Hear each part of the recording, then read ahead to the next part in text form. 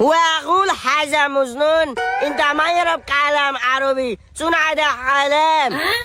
واحد اثنين ثلاثة أربعة خمسة ستة سبعة ثمانية لسه لا خسفش ليش সেলিম কাকা? ليش خبط সেলিম কাকা তো ليش تقولين بس كاش لا لا لا لا لا لكن كلامكم اسمي قال سبيكا بس شو ما قال سبيك بس سودا فونك فاز मेरा কথা বলে এক্সকাবলিশ সেলিম কাকা নো কাকা কি অবস্থা বাজে ভালো আছো না ওরে কাকা আপনি সৌদি দিন করতে এসেন সৌদি থেকে আসছি 3 দিন আগে তো কাল লয় কথা কোন বাজে আমি আমার আমেলের সাথে কথা বলতেছিলাম আমির বলতে কাকা বুঝিনু আরে আমি না রে ফট করে তোর কাকার কি লেখানো আমেল দোকানের কর্মচারী কাকা যা কইবেন আপনার অনেক পরিবর্তন হয়ে গেছে তবে কাকা থাকবেন কদিন কয়দিন বলতে আছে আরবা আর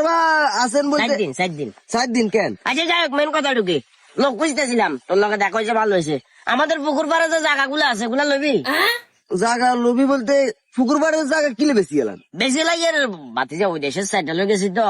মোটামুটি সবকিছু মিলে হুরমা টুরমা আছে ভালোই লাগে কথা বুঝছো বাংলাদেশ আসলে এখন আর ভালো লাগে না বাংলাদেশের নিয়ম কানুন সবকিছু মিলে বাংলাদেশটা অগোছালো আমি দেশের বাইরে সাইডে লয়ে গেছি মনে করো আমার এখান থেকে প্রায় 19টার মতো শুধু প্রতিষ্ঠান আছে